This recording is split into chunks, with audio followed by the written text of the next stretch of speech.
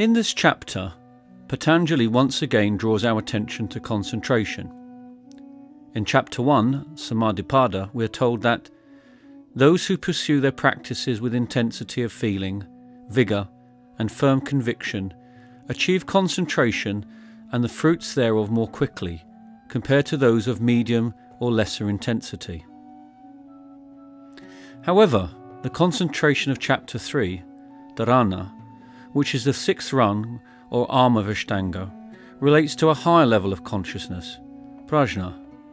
This is not a metaphysical speculation of the type which would lead us to contemplate the nature of God, a benevolent God, an angry God, but rather the awareness that comes when the veil of ignorance caused by habitual consciousness and attachment comes to an end.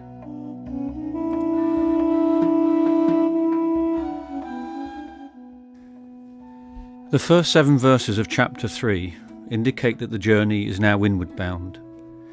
The gross world of external impressions are now a phantom and seem to lose their solidity. The aspirant fixes attention on a single focus and through repetition becomes absorbed in meditation until the mere essence of the form remains. This is Samadhi, the 8th rung.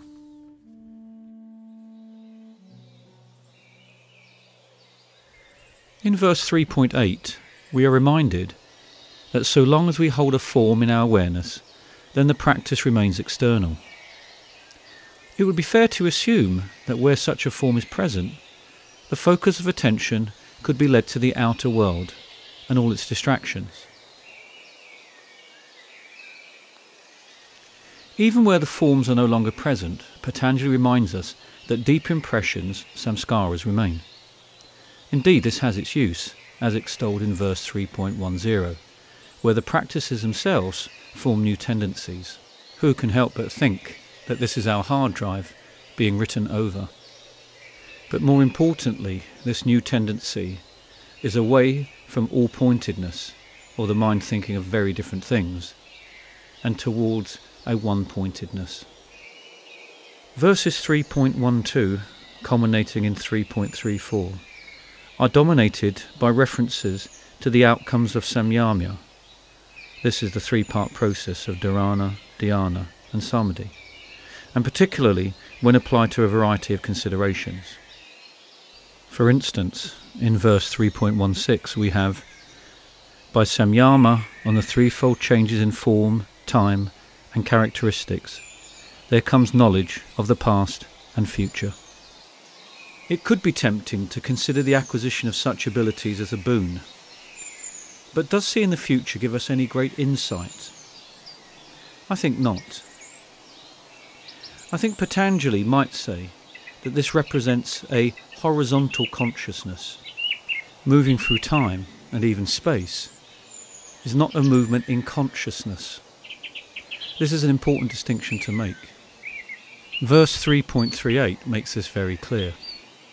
These experiences resulting from samyama are obstacles to samadhi, but appear to be attainments or powers to the outgoing or worldly mind. Through a lack of discernment, we lose the conviction of our pure consciousness, perhaps because of the close proximity of the subtler aspects of mind. We mistake one for the other. As a result of the identification with this subtle mind, we become engaged with the world of objects and experiences. As such, we forget this pure consciousness, and in doing so, we have experiences. And experiences can only happen when I believe that I and that are separate. This, of course, is the ultimate paradox. That pure consciousness can only know that pure consciousness.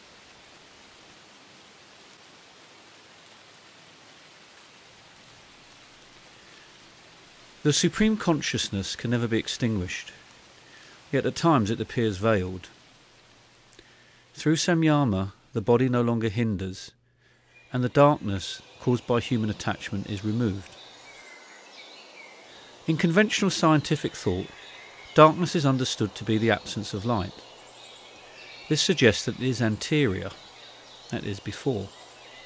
In this verse 3.44, this darkness is a veil and therefore comes after, and, as such, cannot be a first principle. The mind, not concerned with the worldly body, is free to move from the proximity of that inner light and pierce the veil.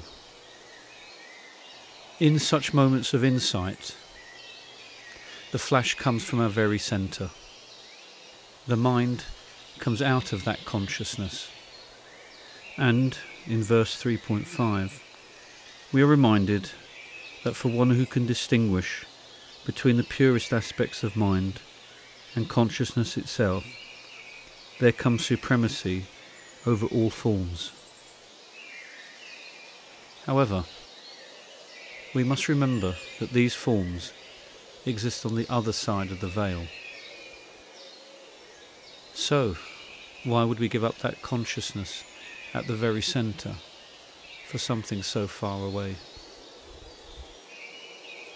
In verse 3.51 we read, "With non-attachment or desirelessness, even for that supremacy over forms and states of existence and the omniscience, the seeds at the root of those bondages are destroyed, and absolute liberation is attained." The beauty and authority of these words give the aspirant the great reassurance that remaining in the self with non-attachment deprives the smallest of desires of any attention. This is articulated with great humour in 3.52. When invited by the celestial beings, no call should be allowed to arise in the mind that will allow either acceptance of the offer or the smile of pride from receiving the invitation, because to allow such thoughts to arise again might create the possibility of repeating undesirable thoughts and actions. Verses 3.53 to 3.55 articulate that higher knowledge is born of discrimination. Herein lies the central paradox of Patanjali Yoga. Whilst residing in the self, there still must be knowledge of the other.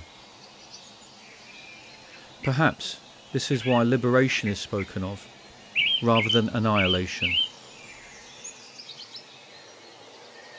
In the final verse, this is expressed as an equality, a balance between the purest aspect of sattvic buddhi and the pure consciousness of Purusha.